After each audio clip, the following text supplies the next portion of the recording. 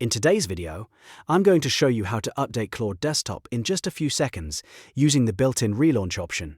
This is the easiest way to make sure you're running the latest version of Claude Desktop without having to download anything manually or troubleshoot complicated update steps. If this tutorial helps, make sure to hit that like button and subscribe for more quick software guides. Let's jump right in. First, open Claude Desktop on your computer. Once the app is open, take a look at the bottom left corner of the window.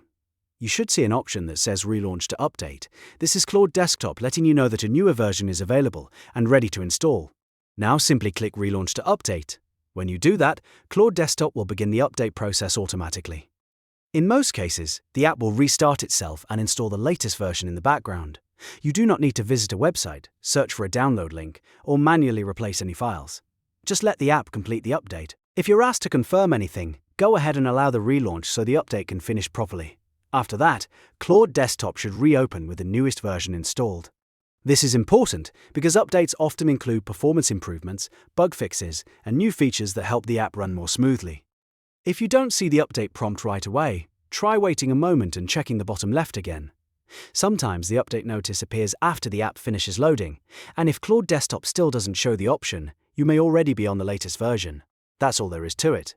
To update Claude Desktop, just open the app, click Relaunch to Update in the bottom left, and let it install the latest version. Quick, simple, and built right into the app. If this video helped you out, please give it a like, subscribe to the channel, and turn on notifications so you never miss another easy tutorial. Thanks for watching, and I'll see you in the next one.